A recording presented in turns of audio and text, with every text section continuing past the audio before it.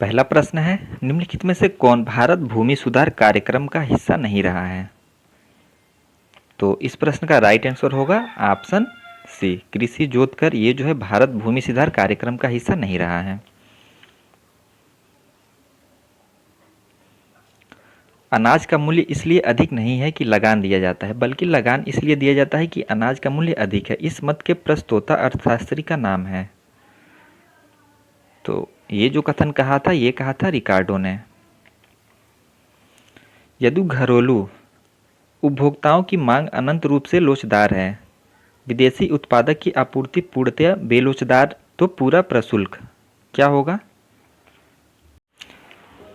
तो इस प्रश्न का राइट आंसर है ऑप्शन बी, विदेशी उत्पादक द्वारा अदा किया जाएगा। एक बार आप लोग वीडियो बैक करके क्वेश्चन पढ़ लेंगे दोबारा से। नेक्स्ट क्वेश्चन है, वित्त विधेयक वह विधेयक है जो, चारों ऑप्शन आप लोग पढ़िए। तो इसका राइट आंसर है ऑप्शन डी, सरकार की करों आदि के द्वारा जुटाई गई धनराशि का उपयोग करने का प्राधिकार देता है। नेक्स्ट क्वेश्चन है, निम्नलिखित अभिकरणों में से कौन सा एक भारत में राष्ट्रीय आय के अभिकलन के लिए उत्तरदायी है? तो इस प्रश्न का राइट आंसर है एससीओ, केंद्रीय सांख्यिकी संगठन। भारत की पंचवर्षीय योजनाओं में से किस एक को उसके समापन की निर्दिष्ट तिथि से ही पूर्व समाप्त कर दिया गया था? तो इसका राइट आंसर है ऑप्शन सी, पांचवी पंचवर्षीय योजना को। मुद्रास्फीति को नियंत्रित करने के लिए केंद्रीय बैंक को चाहिए कि, चारों ऑप्शन आप लोग अच्छे से देख लें और बताएं राइट आंसर क्या होगा। तो प्रश्न संख्या 57 का राइट आंसर है ऑप्शन सी, सरकारी प्रतिभूतियों की खरीद करे और बैंक दर को बढ़ा दे। देश का भुगतान शेष संतुलन की अवस्था में तब होता है जब, तो ये होता है घरेलू मुद्रा की मांग उसकी आपूर्ति के बराबर होती है।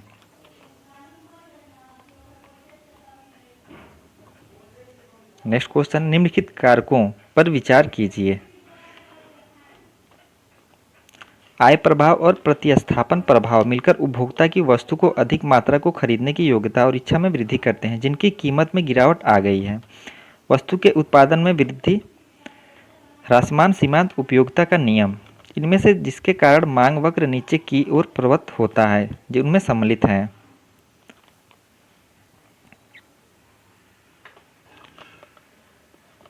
तो चारों ऑप्शन आप लोग देखिए और बताइए इसका जो राइट आंसर क्या होगा।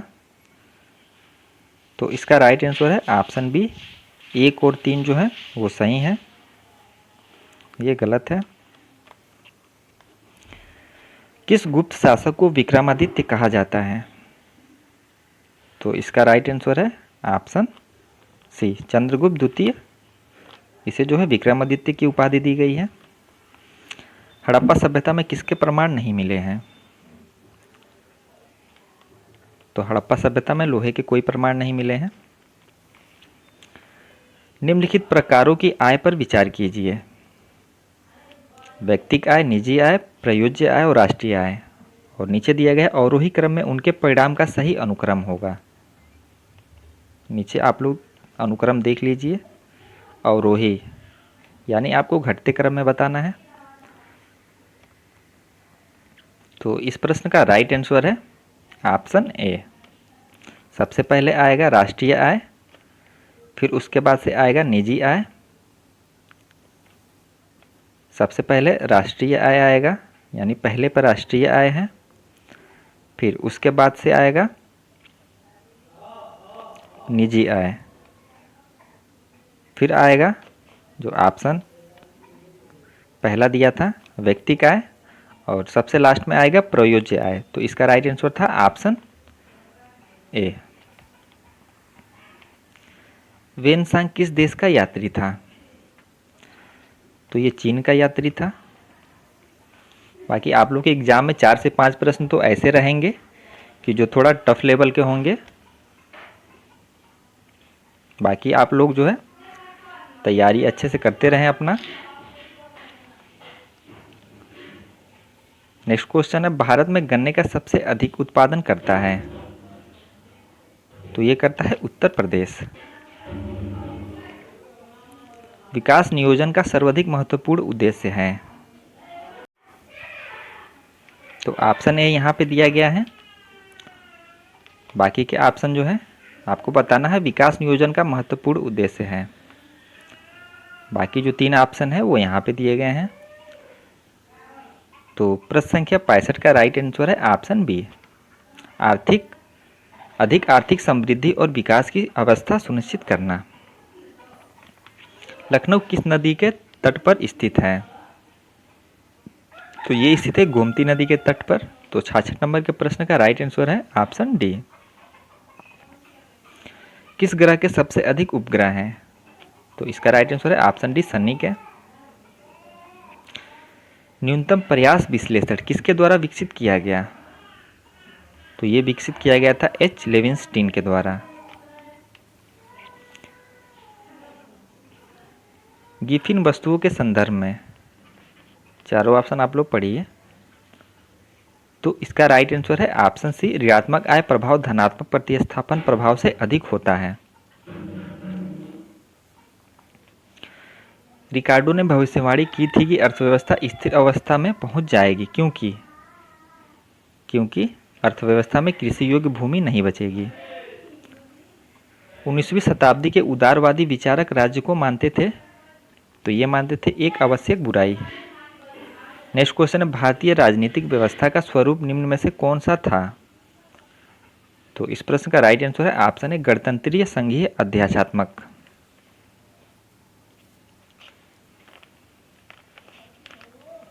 तिहत्तर नंबर का प्रश्न है, दबाव समूहों का मुख्य उद्देश्य है? तो इसका मुख्य उद्देश्य है अपने सदस्यों के हितों को विकसित करना। संसद के संयुक्त अधिवेशन को कौन संबोधित करता है? तो ये करता है लोकसभा का अध्यक्ष। संघीय लोकसभा आयोग के अध्यक्ष की नियुक्ति कौन करता है? तो ये करता है राष्ट्रपति। भारत में प्रथम गैर कांग्रेसी सरकार का प्रधानमंत्री कौन था? तो ये था मोरारजी देसाई। राज्य विधानसभा का चुनाव कराता है? तो ये कराता है मुख्य चुनाव अधिकारी।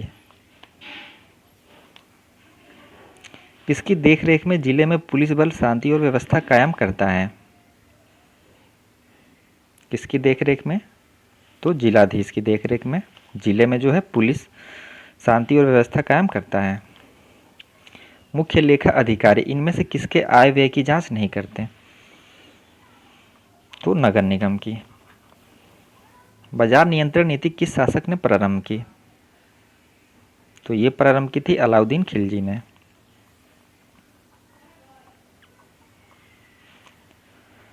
विश्व में सबसे अधिक गेहूं का उत्पादन कौन सा देश करता है? तो ये करता है चीन। लेवियाथन के लेखक हैं? तो इसके लेखक हैं हॉब्स। सामान्य इच्छा का प्रतिपादन किसने किया? तो ये किया था रूसो ने। निम्न सिद्धांतों में से किसके अनुसार राज्य की स्थापना जनता की इच्छा से हुई? तो इस प्रश्न का राइट आंसर है ऑप्शन सी, सामाजिक समझौते के सिद्धांत से। भारतीय संविधान की समवर्ती सूची में निम्नलिखित में से क्या शामिल नहीं है? तो 3 जो है वो शामिल है, एक नहीं है, तो वही बताना है। तो इस प्रश्न का राइट आंसर है ऑप्शन बी, आर्थिक एवं सामाजिक योजना ये शामिल नहीं है, और हमसे यही पूछा है। यूनानियों ने न्याय के किस पक्ष पर जोर दिया? तो ये जोर दिया था नैतिक पक्ष पे। सामाजिक न्याय का लक्ष्य है, तो इसका लक्ष्य है सामाजिक हित। इनमें से कौन सा दृष्टि दोष उदारवाद के सिद्धांत से संबंधित है? तो कौन सा दृष्टिकोण उदारवाद के सिद्धांत से संबंधित है? तो यह है प्रतिस्पर्धी समूह। सूची 1 को सूची 2 के साथ सुमेलित कीजिए। सूची 1 और सूची 2 यहाँ पे दिया गया है, तो आप लोग बताएं। बाकी के जो ऑप्शन है वो ऊपर दिए गए हैं। तो इसका आंसर मैं बता दे रहा हूँ, आप लोग जो है वीडियो बैक करके जो है एक बार क्वेश्चन देख लेंगे, मतलब ए और बी ऑप्शन देख लेंगे। तो इसका राइट आंसर है ऑप्शन सी, ए का 3 में मिलेगा, बी का 4 में, और सी का 2 में, और डी का 1 में।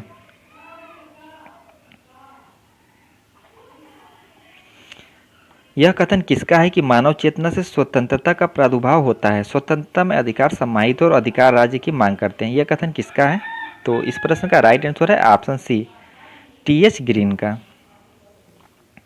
किसने कहा कि स्वतंत्रता प्रतिरोधों की अनुपस्थिति है? तो ये कहा था सीले ने।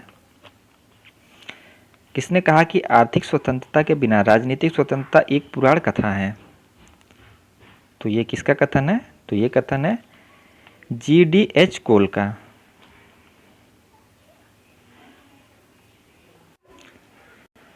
तिरानवे नंबर का प्रश्न है, व्यक्तिवाद का नैतिक औचित्य किसने प्रस्तुत किया? तो इस प्रश्न का राइट आंसर है ऑप्शन बी, हर्बर्ट ने। यह विचार की विधि एवं स्वतंत्रता एक दूसरे के विरुद्ध है, समर्पित है? तो ये समर्पित है अराजकतावादियों द्वारा। पूर्वी तोमार विश्व का सबसे बाद का स्वतंत्र राष्ट्र पहले किसके द्वारा शासित था? तो ये शासित था इंडोनेशिया के द्वारा। लंदन स्टॉक मार्केट के टॉप मार्केट इंडेक्स को कहा जाता है? तो इसे कहा जाता है फुटसी। प्रश्न संख्या 97, गुणवाचक विशेषण का उदाहरण है? तो ये उदाहरण है लाल कपड़ा। नेक्स्ट क्वेश्चन है, निम्न में से कौन सी सकर्मक क्रिया है? तो चारों ऑप्शनों में से कौन सी सकर्मक क्रिया है? तो यह है लेना। 99 नंबर का प्रश्न है, choose the noun form of the given word grave. तो ग्रेव का नाउन फॉर्म क्या होगा? तो इसका राइट आंसर है ऑप्शन डी, ये होगा ग्रेविटी। और आज का हमारा अंतिम प्रश्न है, choose the correct pronoun. It was my brother who went with. तो यहाँ पे सही प्रोनाउन क्या आएगा? तो ये आएगा her. It was my brother who went with her.